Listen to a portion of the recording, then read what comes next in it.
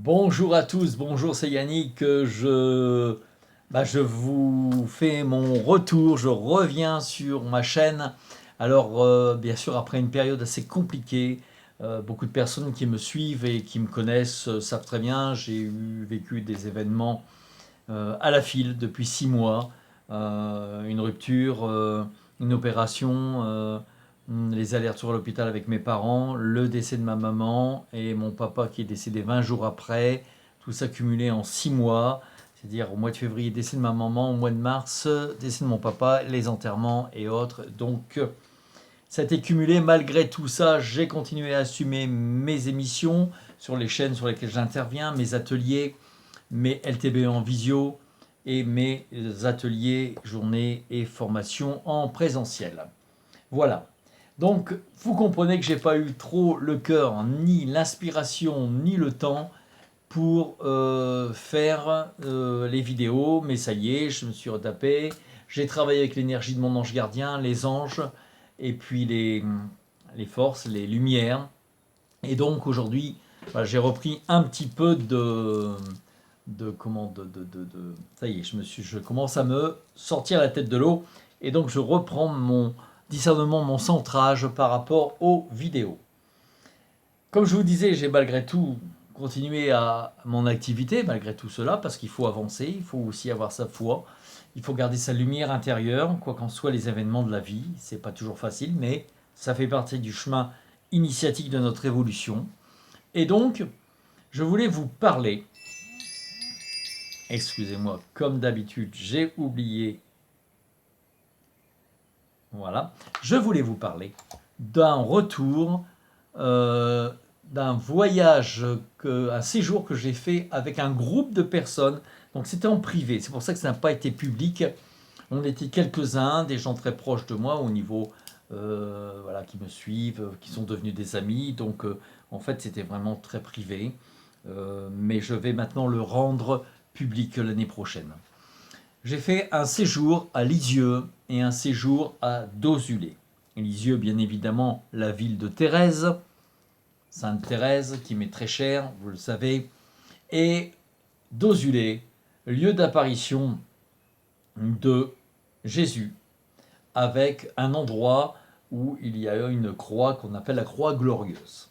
Alors on est pour, on est contre Dozulé, je vais revenir dessus. Moi, j'y suis allé, point barre. Je peux vous dire que les énergies que j'ai ressenties et cette paix qui vous envahit à ce lieu, déjà rien que ça, sans connexion particulière, montre quand même qu'il s'est passé quelque chose.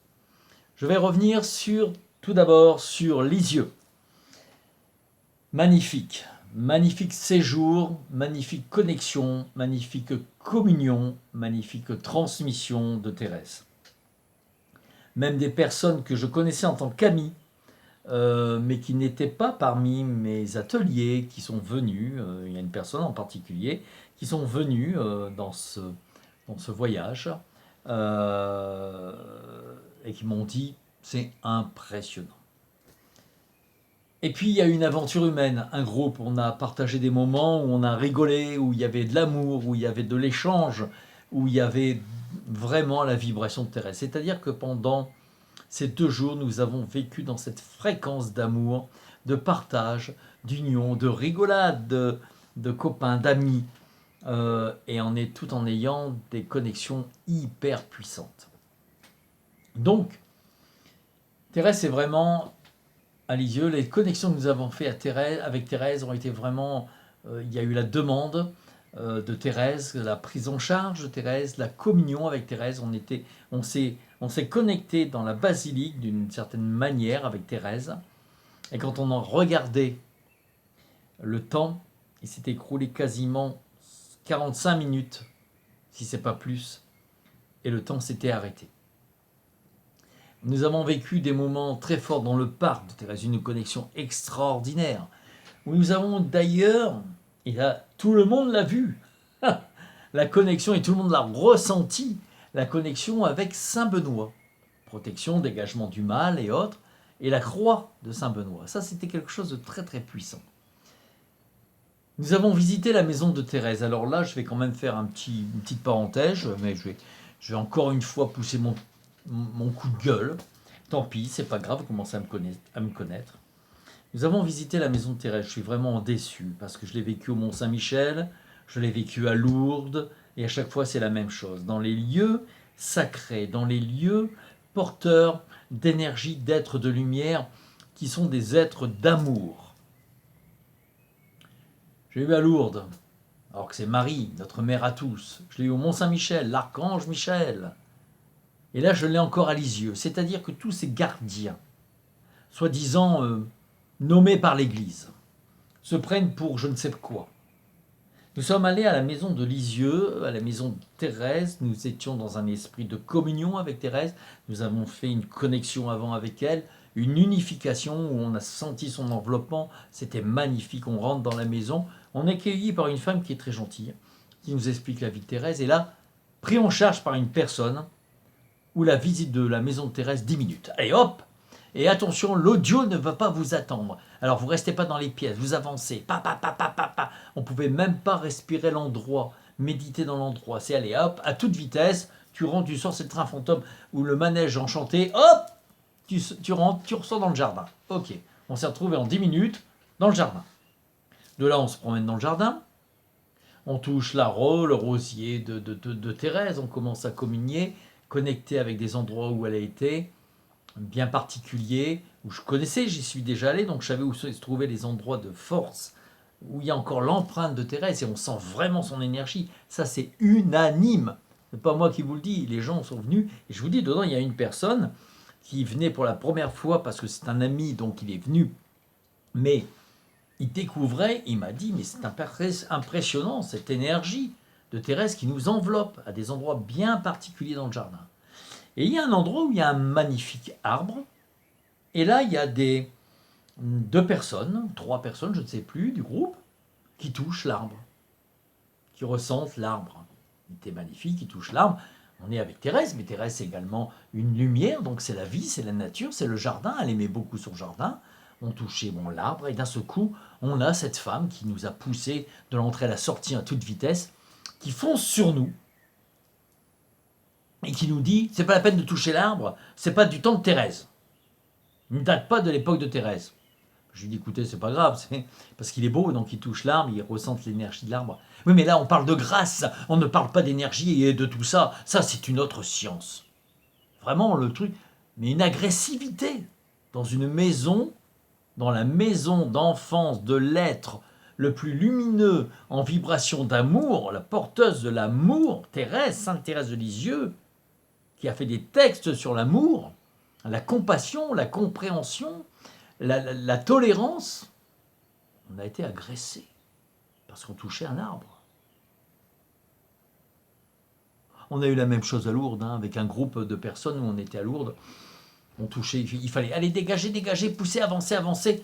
Il y a même une personne qui a attrapé le gars en disant, attends, j'ai fait 8 heures d'avion pour venir ici, ou 2 heures d'avion, je ne sais plus, pour venir ici.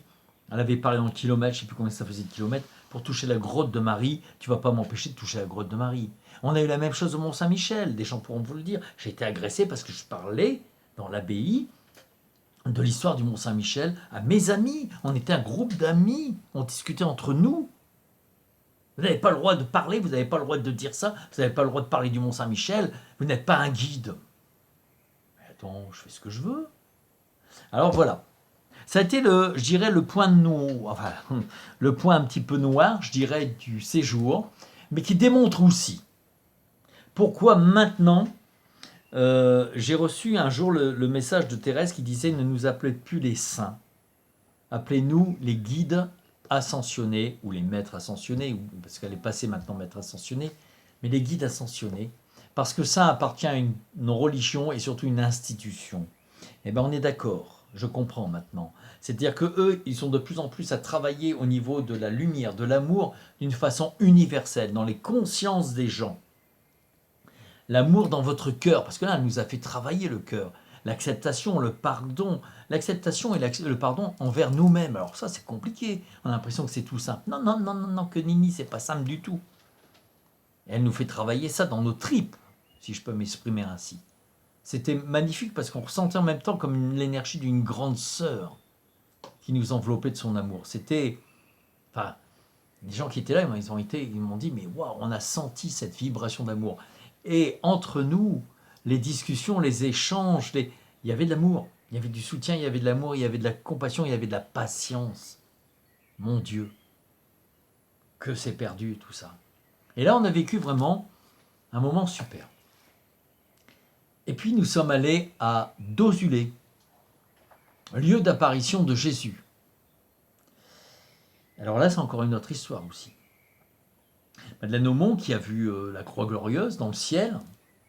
Il y a plein de vidéos là-dessus. Vous pouvez aller sur Internet, Croix glorieuse de Dozulé, vous verrez, qui explique donc l'apparition. Mais elle a même dit qu'à un moment, à l'époque, c'était dans les années 70, 72 exactement, elle avait vu une lumière dans le ciel, elle pensait que c'était un ovni, parce qu'à l'époque, il y avait plein de documentation sur les ovnis, on parlait des ovnis et tout.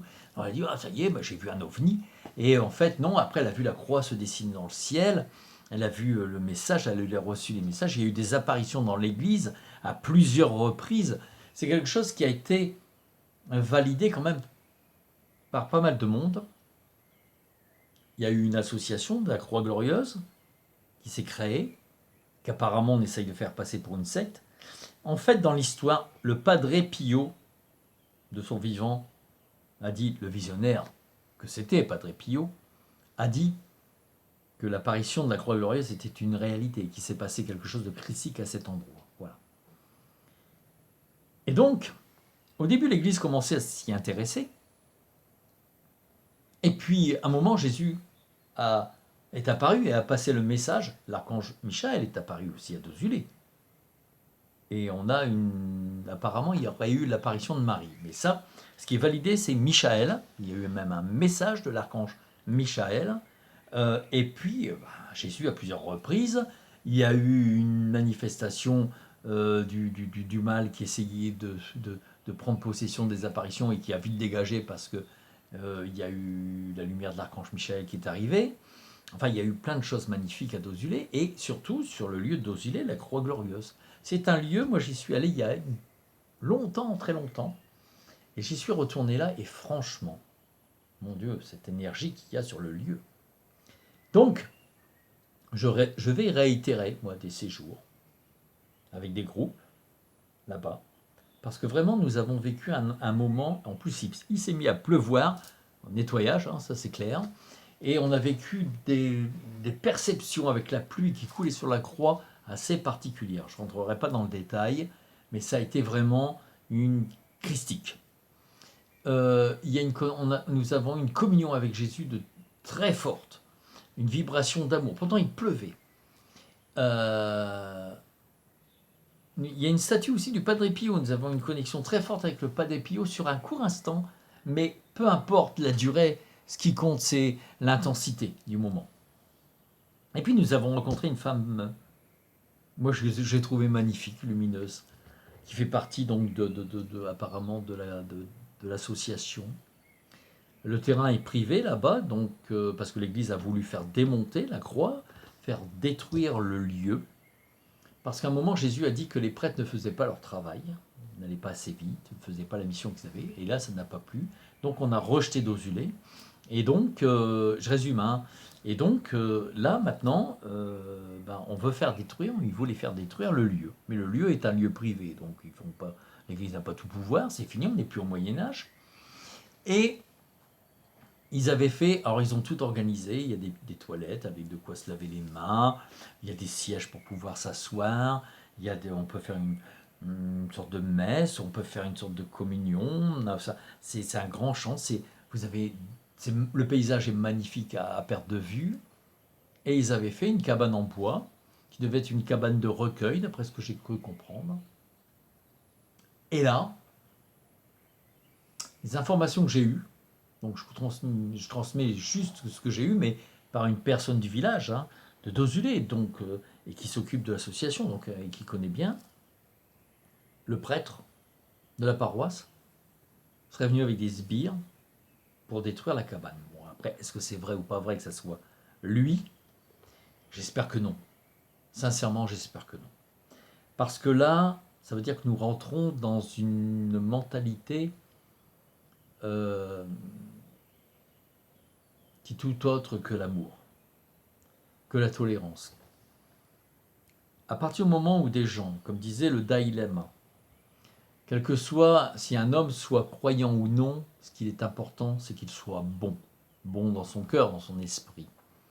Être bon, c'est aussi avoir la tolérance envers les autres. Moi, j'ai des amis qui ne croient pas du tout en ce que je fais. C'est pas grave, ce sont mes amis quand même. Ça ne nous empêche pas. Ils sont, sans le savoir, dans l'amour et dans la spiritualité parce qu'ils sont généreux, parce qu'ils sont aimants, parce qu'ils sont sans jugement. Peu importe la forme que vous avez, peu importe la taille, l'âge, ils sont aimants. Là, je regrette, mais ça ne correspond pas du tout. Enfin, j'espère pour eux, et j'espère surtout que la formation est erronée. J'espère de tout cœur que ce n'est pas le prêtre qui a fait ça. Mais malheureusement, d'où vient l'information, c'est quasiment une source, je veux dire, qui est quand même du lieu même. Après, voilà, j'espère vraiment que aujourd'hui, l'institution de l'Église va quand même remettre un peu, comme on dit, l'Église au centre du village, parce qu'il faut arrêter quand même de croire qu'ils ont tout pouvoir. Ce qui est important à l'heure actuelle, c'était le message quand même qu'il y avait à Dozulé, qu'on a perçu à Dozulé, c'est que les consciences s'ouvrent vers la lumière christique, qui est la lumière d'amour, à l'état pur. Peu importe sur quel support les gens vont le trouver, cette lumière, peu importe par quelle méthode, du moment qu'elle soit pure, qu'elle soit vraie, qu'elle soit sincère et qu'elle soit remplie d'amour. Et c'est ainsi que les consciences vont changer et c'est ainsi qu'on peut changer l'humanité. Pas par des autorités, pas par des pouvoirs, pas par des guerres, ça ne sert à rien. C'est par l'amour, c'est par l'ouverture de la conscience, c'est par le partage, c'est par l'acceptation des différences qui font que l'amour et la conscience peuvent se remplir de cette lumière christique. C'était en gros le message qu'il y avait là-bas. Il y a un bassin en plus là-bas où nous avons, avec l'eau, travaillé avec l'eau, et je peux vous garantir que même la personne qui n'a pas l'habitude de participer à mes sorties, à mes stages et tout, cet ami, c'est un ami pour moi, on a passé vraiment un échange, une aventure humaine, alors que voilà, il découvrait, m'a dit la sensation de vivre un baptême. Donc il y a quelque chose de très fort à Dozulé. Moi, j'en suis certain, c'est mon ressenti. J'ai bien ressenti l'énergie christique, l'amour, la paix. Il y a surtout une énergie de paix intérieure. On a travaillé, la manière dont on a travaillé avec l'eau, la connexion du lieu, l'énergie christique. Vous allez me dire, n'importe où on a cette énergie christique. Mais là, il a mis son empreinte quand même. Donc c'est un lieu qui a été chargé de son empreinte. Comme Lourdes, Marie, vous pouvez avoir l'amour de Marie partout, en France, partout dans le monde. Mais à Lourdes, comme à Fatima, comme même dans les apparitions qu'il y a eu en Bretagne, partout, eh bien, il y a l'empreinte. Donc, il y a comme un catalyseur de force, un giret qui vous aide comme une antenne à vous connecter à cette fréquence d'amour. Et puis alors, Lisieux, Thérèse, franchement, on avait du mal à en partir. En plus, on a dit à Thérèse, guide-nous, on ne connaissait pas, guide-nous vers des bons restos. Et on a trouvé des restos qui étaient délicieux et qui étaient pas chers. Et franchement, on a rencontré des gens super, des gens courageux, des gens qui ont un rêve, des gens qui font leur cuisine avec l'amour. Tout est, je veux dire, vous êtes guidés dans l'amour. On a eu un séjour majestueux. Et donc, j'espère vraiment que ces personnes qui se pensent être des teneurs, des gardiens de trésors de vérité, comprennent que ça ne leur appartient pas. Que la maison de Thérèse, ils en sont les conservateurs, c'est clair. Ils ont une belle mission de garder cette maison en état, mais que ça ne leur donne pas le droit d'empêcher les gens de vivre le lieu. Surtout qu'en plus, nous, vous allez là-bas, c'est un don que vous donnez. Il n'y a pas d'entrée payante, c'est un don. Et on a tous donné, on était quand même un bon petit groupe, on a tous donné un petit billet de façon à dire à entretenir. Donc il y a eu cette démarche d'être dans la communion de la maison de Thérèse. Ouais, vraiment, on ne comprend pas cette agressivité qu'on a vécue, alors que c'est la maison d'un être d'amour. Voilà, il n'y a pas à dire, Thérèse est un être d'amour. Mais moi j'ai entendu sa voix, hein. Quand cette femme venait, j'étais moi... Mont-Saint-Michel, j'ai répondu, à Lourdes, j'ai répondu, moi je me mets tout de suite en garde quand c'est comme ça, parce que ça me ferait monter de poil rapidement, parce que je trouve ça tellement hors sujet, tellement agressif, tellement que voilà, ça me... Et là j'ai entendu la petite voix de Thérèse, la petite voix qui me... Je sais que c'est elle, parce qu'on a un code entre nous, et qui m'a dit, arrête, n'insiste pas, c'est pas la peine, laisse tomber, c'est cause perdue. Et donc après, on a continué dans le jardin à travailler, à ressentir les énergies. Alors on voyait la dame qui regardait derrière, qui n'était pas contente, derrière le carreau, mais qu'est-ce qu'ils font? Les allumer, bien sûr, puisque là c'est une autre science. Hein. Mais peu importe. Après tout, moi je la plains, cette femme, parce qu'elle n'a rien compris. Elle n'a rien compris dans l'énergie de Thérèse, elle n'a rien compris dans l'amour de Thérèse, elle n'a rien compris dans ce que veut nous transmettre Thérèse, dans cette tolérance, dans ce partage, dans cette acceptation. Moi, demain, je trouverais tout à fait normal qu'un bouddhiste ou qu'un moine tibétain vienne visiter la maison de Thérèse et médite dans la maison de Thérèse. Où est la cohérence? L'amour. Je trouverais tout à fait normal de voir un musulman venir visiter Thérèse et ressentir l'énergie de cet être d'amour. Ça ne me choquerait pas. Un chaman, il peut venir dans la maison de Thérèse avec ses colliers. J'ai une partie chaman en moi, donc je veux dire, je le comprendrais complètement. Et ça ne me choquerait pas. Tolérance, amour, partage. C'est universel, ça n'appartient pas à une classe, une catégorie. On a l'impression qu'on n'est pas sorti du Moyen-Âge. Alors là, ça m'a fait... Je vais conclure cette vidéo avec ce message qui va conclure, c'est le cas de le dire, cet exposé. Le grand message à travers ça, c'est le message de Jésus, de Jésus, de Thérèse. La tolérance, l'ouverture, la tolérance aux différences, la tolérance aux idées différentes, peu importe comment l'autre y arrive, quel support il prenne, que ce soit avec des pierres, que ce soit avec une croix, que ce soit avec sa foi, que ce soit en travaillant les plantes. Ce qui est important, c'est non pas le contenant, la bouteille, mais le contenu, l'amour. Et peu importe, quelle que soit ta religion, peu importe, quelle que soit ta manière d'appliquer cette spiritualité, que ce soit en soignant les gens, que ce soit en cultivant des plantes, en faisant des tisanes, peu importe tout ça, tant que toi, ton chemin, ta ligne de mire, c'est l'éveil de ta conscience, la lumière du divin qui est en toi et l'amour envers l'humanité et tes semblables. Et si on travaille tous là-dessus, c'est la conclusion de ce message, de ces deux êtres de lumière extraordinaires, Jésus et Thérèse et Jésus. Peu importe, c'est comme ça qu'on peut changer l'humanité. Qu'on puisse accepter nos différences. Un petit, un grand, un gros, un vieux, un jeune. À partir du moment où on est dans la fréquence du respect, voilà, c'est ça, le respect, parce que là, il n'y a pas de respect. Il fallait respecter que les gens voulaient communier avec Thérèse en touchant un arbre ou de son jardin ou en voulant rester dans le lieu où elle a vécu. Merde, je pense que c'est au contraire, on ramène des gens à la spiritualité, à l'amour. Donc on laisse le temps aux gens de baigner de cet endroit. Je veux dire, je ne comprends pas. Mais le message, même envers ces personnes-là, il faut être tolérant. Eux-mêmes, ils n'ont pas compris. Je pense qu'ils sont restés dans un mental, avec des convictions, avec un enfermement. Et il faut aussi comprendre qu'ils n'ont... Peut-être, je leur espère réellement, que ce soit de Zulé comme à Lisieux, que ce soit à Lourdes comme au Mont-Saint-Michel, un jour d'ouvrir leur conscience et de comprendre. En attendant, à nous de travailler sur nous.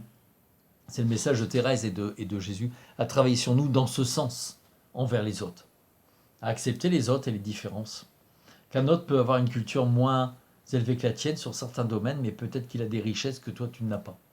Et en fait, ensemble, on a tous, comme un puzzle, la pièce qui va faire l'ensemble. Et c'est comme ça qu'on pourra changer, je pense, sincèrement, l'humanité.